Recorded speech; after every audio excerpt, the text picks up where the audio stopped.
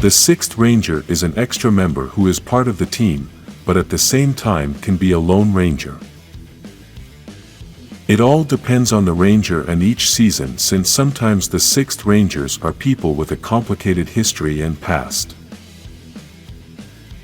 In this list you will be able to see all the Sixth Rangers, and those Rangers that do not appear in the list are not yet officially cataloged as the Sixth Ranger. Remember that being the Sixth Ranger is not necessarily the sixth member of the team. Sometimes Sixth Rangers have been the seventh member of the team, or perhaps the fifth member of the team, but still considered the Sixth Ranger. This Sixth Ranger category is no longer about the number of the members, but rather about what that particular ranger's role entails.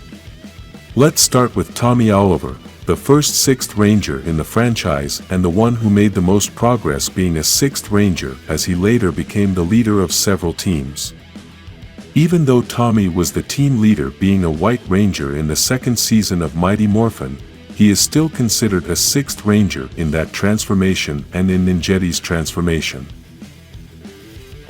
So we can say that Tommy was a Sixth Ranger in all 3 seasons of Mighty Morphin, but then in Zeo he stopped being a Sixth Ranger and became a regular member of the team. Then, in that same season of Zeo, the Sixth Ranger was the Gold Ranger, and this transformation was used by Trey and Jason. The one who used this transformation for the longest time in the series was Jason, so we will talk about him. Jason started being the first leader of a Power Rangers team and is considered one of the most powerful Rangers in history.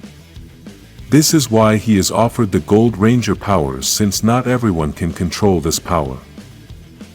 In Turbo we didn't have a Sixth Ranger, but in Space we had Zane, the Silver Ranger, and one of the most beloved of the whole franchise. Although many years have passed since the premiere of this series, this Ranger is still very famous and recognized by all the fans. This Ranger had a personality with a good sense of humor and liked to make fun of his enemies. Then, in Lightspeed Rescue we had the Titanium Ranger, the first Sixth Ranger to not have a corresponding Super Sentai counterpart. Since he doesn't have a Sentai counterpart, Ryan appeared in very few episodes. Most of his scenes showed him not transforming and looking for a way to stop the demons. Saban's also didn't have the budget to use both Sentai footage of the 5 main Rangers and new footage of the 6 Rangers. In Time Force, we had Eric, the Quantum Ranger, and one of my favorite Sixth Rangers. This Ranger, besides being considered an official Sixth Ranger, was also considered an official Red Ranger since he participated in the Forever Red episode. Another thing that this Ranger accomplished is that he is the first Sixth Ranger to get a Battleizer, plus there are only 2 Sixth Rangers to have this, and he is one of them. Originally, Eric was supposed to die, like his Super Sentai counterpart, but this was later changed because upper management was not satisfied with the original ending.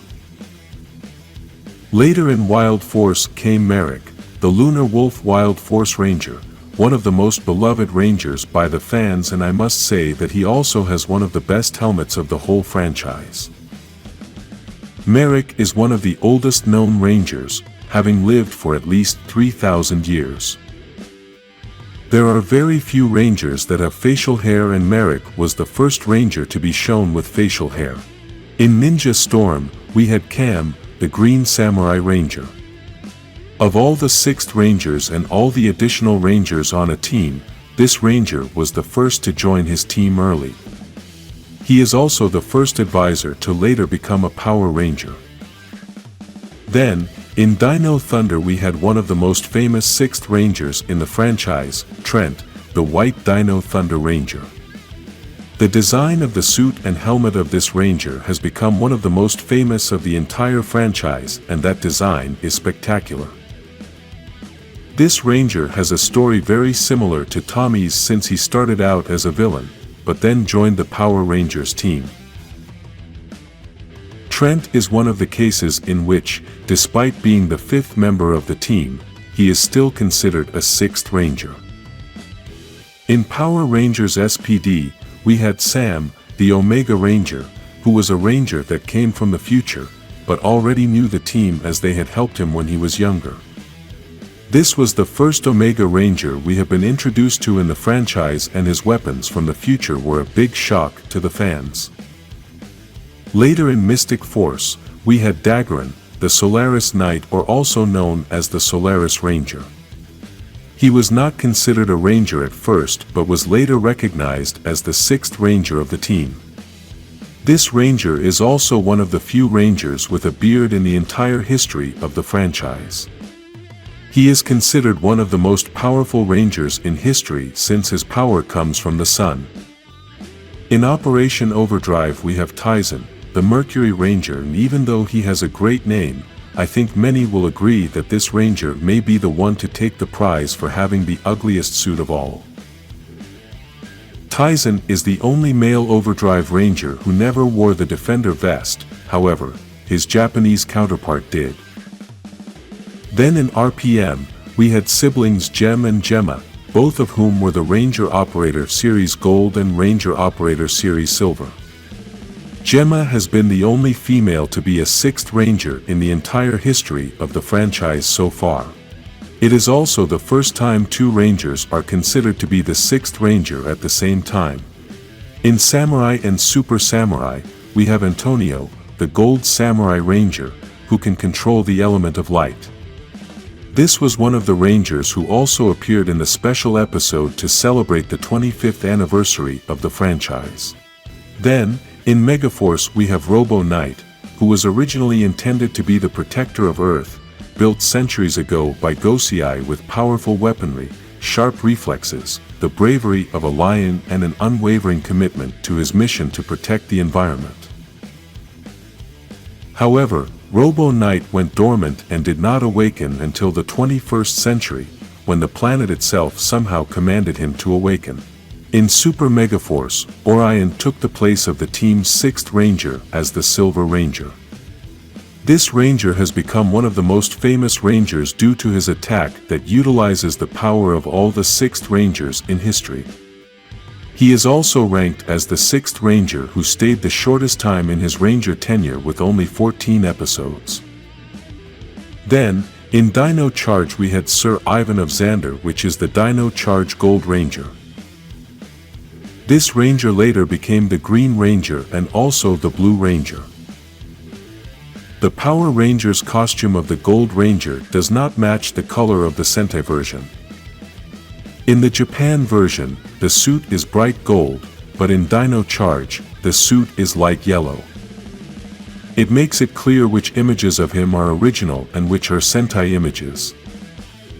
In Ninja Steel, we had Aiden, or better known as Levi, which is the Gold Ranger.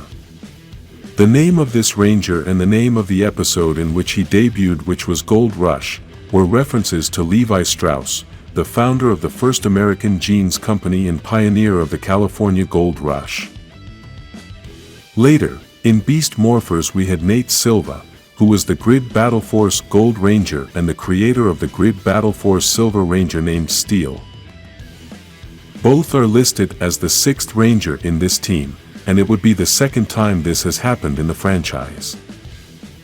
Then, in Dino Fury we had Ian, who is the Gold Ranger of the team and part of the first team the Dino Fury had when they arrived on Earth. For now, it is believed that this ranger is also going to be the sixth ranger in Cosmic Fury. With the changes in the team and a possible new ranger, we can't get ahead of ourselves as we don't know if there is going to be a new sixth ranger and Ian would become a regular part of the team. If you like the sixth rangers, like this video and subscribe to be the sixth ranger of the Power Rangers.